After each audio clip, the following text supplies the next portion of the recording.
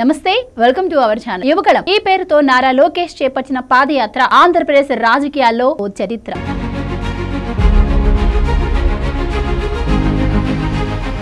యువగళం పాదయాత్రతో Lokesh political game changer గా నిలిచారు. లోకేష్ మొదలుపెట్టిన యువగళం యాత్ర ఇప్పుడు 2 ఏళ్లు పూర్తి చేసుకుంది. జగన్ రాక్షస పాలన అంతమే లక్ష్యంగా 2023 జనవరి 27న యువగళం పాదయాత్రను చిత్తూరు జిల్లా కుప్పం వరదరాజస్వామి ఆలయం నుంచి లోకేష్ మొదలుపెట్టారు. ఆంధ్రుల ఆశలు ఆకాంక్షలకు అనుగుణంగా ఈ పాదయాత్ర సాగింది. రాష్ట్రంలోని 11 ఉమ్మడి జిల్లాలు 97 నియోజకవర్గాలు 2000కు పైగా గ్రామాల మీదుగా దాదాపు 226 రోజుల పాటు 3132 కిలోమీటర్ల మేర లోకేష్ పాదయాత్ర చేశారు. లోకేష్ పాదయాత్ర మొదలుపెట్టిన నాడు ఎన్నో విమర్శలు, దాడులు, అవమానాలను ఎదుర్కొన్నాడు. ఏసీ రూములకు అలవాటు పడిన లోకేష్ పాదయాత్ర చేయగలడా అన్న అనుమానాలు వ్యక్తమయ్యాయి. ప్రత్యర్థులు సైతం పాదయాత్ర చేయలేక లోకేష్ మధ్యలోనే కాడి ఎత్తేస్తాడు అని విమర్శలు చేశారు.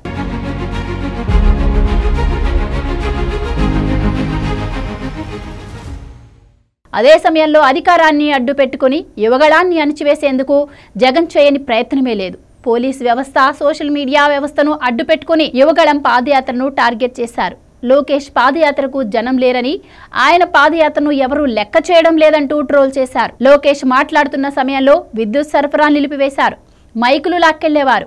పాదయాత్రను ఆపేందుకు ఎన్ని చేయాలో అన్ని కుట్రలు చేశారు. యువగళం సక్సెస్ఫుల్ గా సాగుతున్న సమయంలోనే లోకేష్ ఆత్మస్థైర్యాన్ని దెబ్బతీసేలా చంద్రబాబును అరెస్ట్ చేసింది జగన్ ప్రభుత్వం.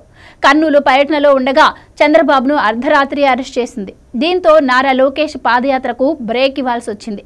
అయితే ఇది ఓ రకంగా తెలుగుదేశం పార్టీకి ప్లస్ గా మారింది. చంద్రబాబు అరెస్ట్ అయిన సమయంలో లోకేష్ ధైర్యంగా నిలబడ్డ తీరుతో ఆయనకు ప్రజల్లో ఇమేజ్ అమాంతం పెరిగిపోయింది.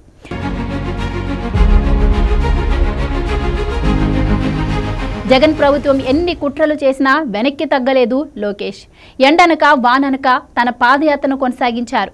మైక్ ఉన్నా లేకున్నా బిగ్గరగా ప్రసంగాలు చేస్తూ ప్రజల్లో చైతన్యం రగిల్చారు. పార్టీ కార్యకర్తల్లో నూతన ఉత్తేజం నింపారు. ధైర్యంగా ఉండండి, భవిష్యత్తు మనదే అంటూ నేతల్లో భరోసా కల్పించారు. పాదయాత్రతో లోకేష్ పర్ఫెక్ట్ పొలిటికల్ లీడర్ గా నిరూపించుకున్నాడు. తన సామర్థ్యం మీద అప్పటి వరకు ఉన్న అనుమానాలకు చెక్ పెట్టాడు. ఏ బెరుకు లేకుండా జగన్ పాలనను ఛాలెంజ్ చేసి వైసీపీపై పోరాటంలో ముందుండి నడిపించాడు. నెలల పాటు కుటుంబానికి దూరంగా ఉన్నాడు. 2024 ఎన్నికల్లో తెలుగుదేశం అఖండ విజయాన్ని సాధించింది అంటే అందుకు కారణం యువగళం పాదయాత్రే.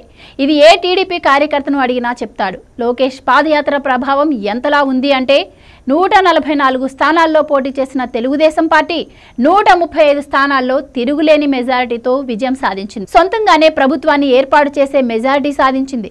జగన్ తన కంచుకోటగా భావించిన రాయలసీమలోనూ వైసీపీని మట్టి కరిపించారు లోకేష్. 2019లో రాయలసీమలోని 52 స్థానాలకు 49 స్థానాలు గెలుచుకున్న వైసీపీ 2024 ఎన్నికలకు వచ్చేసరికి 7 స్థానాలకు మాత్రమే పరిమితమైంది.